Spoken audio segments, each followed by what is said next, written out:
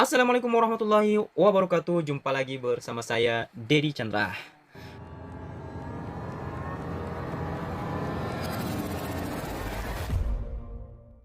Oke teman-teman, di video kali ini sesuai dengan judul dan thumbnail, saya akan berbagi informasi lagi nih kepada kalian semua pejuang CPNS maupun P3K Guru tahun 2021 ini.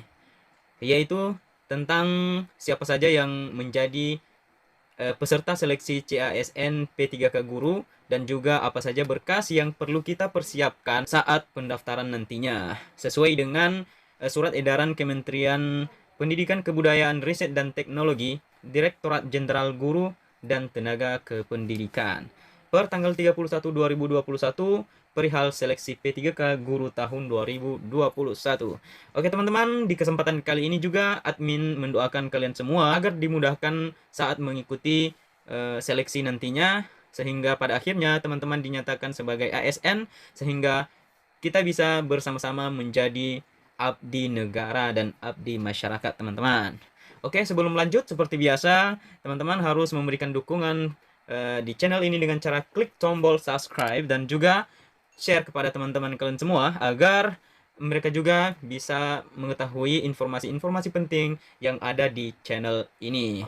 Oke, tanpa berlama-lama langsung saja kita pada pokok pembahasannya. Yang pertama, terlebih dahulu kita akan melihat siapa saja yang menjadi peserta seleksi CASN P3K Guru tahun 2021. Calon peserta seleksi CASN P3K Guru tahun 2021 adalah yang pertama tenaga honorer EKS kategori 2 sesuai database tenaga honorer EKS kategori 2 BKN. Oke, teman-teman, di sini calon pesertanya adalah tenaga honorer EKS kategori 2 kemarin yang belum terangkat ya teman-teman. Kalau nggak salah tahun 2014 kemarin. Jadi ada teman-teman kita kategori 2 yang masih belum. Semoga saja di tahun ini diberikan kesempatan untuk menjadi ASN teman-teman. Oke, yang kedua atau bagian B-nya teman-teman, guru honorer yang mengajar di sekolah negeri di bawah kewenangan pemerintah daerah dan terdaftar sebagai guru di Dapodik Kemendikbud Ristek. Oke, di sini yang menjadi peserta seleksinya juga adalah guru honorer dan dia mengajar di sekolah negeri dan tentunya telah terdaftar di Dapodik. Oke. Seterusnya adalah guru bukan ASN yang mengajar di sekolah swasta dan terdaftar sebagai guru di Dapodik Kemendikbud Ristek.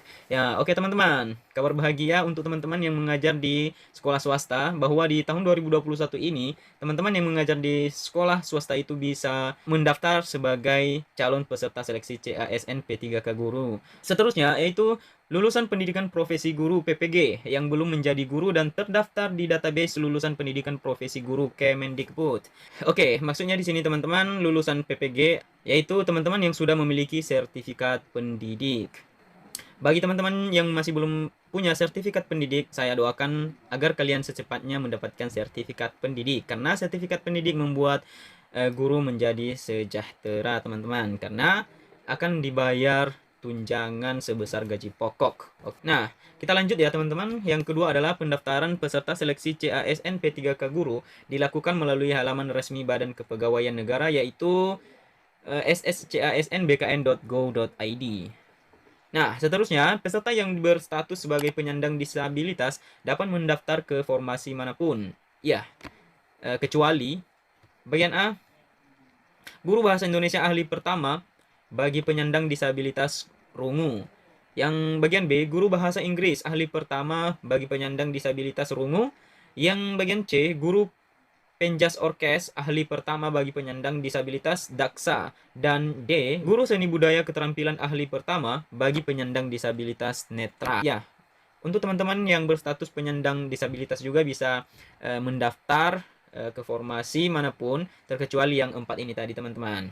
Oke, kita lanjut bagian 4-nya teman-teman, yaitu seleksi CASN P3K Guru tahun 2021 meliputi seleksi administrasi dan seleksi kompetensi. Berarti di seleksi CASN P3K ini hanya 2 seleksi saja teman-teman. Yang pertama seleksi administrasi dan juga yang kedua adalah seleksi kompetensi. Jadi, teman-teman jangan sia-siakan kesempatan ini karena menurut saya untuk menjadi P3K di tahun 2021 ini peluangnya sangat besar. Jadi jangan bermain-main, usahakan teman-teman mulai dari sekarang belajar. Oke.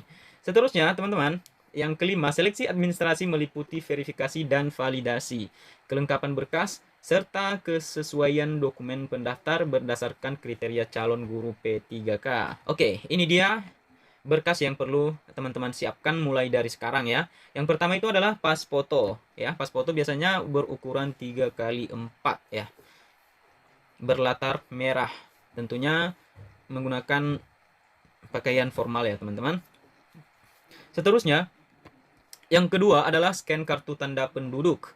Nah, bagi teman-teman yang masih memiliki kartu tanda penduduk atau KTP, silahkan diurus sekarang karena merupakan salah satu syarat seleksi administrasi ya, teman-teman.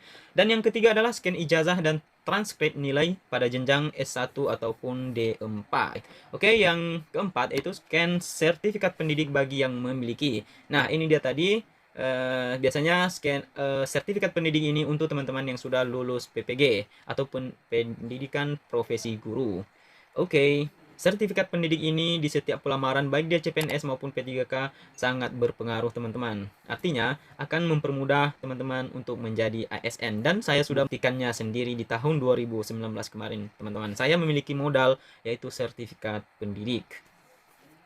Oke, yang kelima, bagi pendaftar penyandang disabilitas menambahkan. Ya, ini bagi teman-teman yang penyandang disabilitas perlu menambahkan dua berkas ya, yaitu yang pertama surat keterangan penyandang disabilitas dari rumah sakit atau puskesmas milik pemerintah. Ingat, ini adalah surat keterangannya berasal dari puskesmas ataupun rumah sakit pemerintah, bukan swasta ya, teman-teman. Oke, bagian yang keduanya adalah video singkat melakukan kegiatan sehari-hari dan menjalankan tugas sebagai pendidik. Oke, teman-teman bisa membuat video kegiatan sehari-hari dan menjalankan tugas sebagai pendidik. Ini berlaku bagi teman-teman yang menyandang disabilitas. Oke. Selanjutnya, bagian B ya, teman-teman. Verifikasi dan validasi dilakukan secara otomatis dan manual melalui sinkronisasi database BKN dan Dapodik Kemendikbudristek. Oke, sekali lagi saya ingatkan kepada teman-teman semua agar memeriksa datanya di Dapodik apakah sudah pas, sudah benar atau tidak. Oke, seterusnya teman-teman, yaitu bagian C, verifikasi administrasi dilakukan berdasar pada linearitas, sertifikasi pendidik dan atau kualifikasi pendidikan. Jika sertifikasi pendidik tidak sesuai, dilanjutkan dengan verifikasi berdasar pada linearitas kualifikasi pendidikan. Kesesuaian linearitas dimaksud petunjuk pada SE Direktur Jenderal Guru dan Tenaga Kependidikan Kemendikbud nomor sekian-sekian tanggal 15 Maret 2021. Yang keenam adalah seleksi kompetensi dilakukan melalui tes kompetensi P3K Guru. Dan ada 6 item di sini. Yang pertama, tes kompetensi P3K Guru meliputi tes kompetensi dan wawancara. Ya, teman-teman, tes kompetensinya dibagi menjadi dua, yaitu tes kompetensi dan wawancara.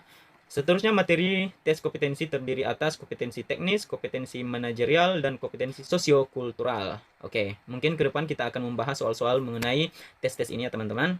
Oke, selanjutnya, tes kompetensi dan wawancara dilaksanakan sesuai prosedur penyelenggaraan menggunakan metode komputer, assisted test, ujian nasional berbasis komputer atau CAT UNBK dengan protokol kesehatan pencegahan dan pengendalian COVID-19. Oke, yang keempat ini teman-teman ya, tes kompetensi P3K Guru akan dilaksanakan sebanyak 3 kali sepanjang tahun 2021 di tempat ujian kompetensi TUK yang akan ditetapkan oleh Kemendikbudristek. Oke, jelas ya teman-teman. Bagian E, seluruh pelaksanaan tes kompetensi P3K dibiayai oleh Kemendikbudristek melalui Ditjen GTK dan juga dana BOS. Dan seterusnya, hal-hal teknis berkaitan dengan pelaksanaan tes kompetensi P3K akan diinformasikan kemudian. Oke, saya rasa teman-teman dari surat edaran yang telah kita baca ini sangat jelas tentang apa saja ataupun bagaimana kita mengikuti tes ataupun seleksi P3K Guru ini, mulai dari siapa saja pesertanya, bagaimana berkas yang perlu kita persiapkan, dan bagaimana seleksi kompetensinya. Dan harapan admin di sini agar teman-teman semuanya paham dan memiliki kesiapan penuh untuk mengikuti seleksi P3K Guru tahun 2021 ini, sehingga akhirnya teman-teman semua menjadi ASN. Saya rasa demikian saja video yang bisa saya buatkan pada kesempatan ini. Apabila terdapat kesalahan, saya mohon maaf kepada kalian semua. Dan sebelumnya, seperti biasa, marilah dukung channel ini dengan cara klik tombol subscribe ya teman-teman. Saya sangat berharap dari kalian, dukungan kalian untuk membangun channel ini, agar saya juga semakin semangat untuk upload video tentang pembelajaran ataupun informasi penting tentang CASN ini teman-teman. Oke, sampai jumpa di video saya selanjutnya. Wassalamualaikum warahmatullahi wabarakatuh.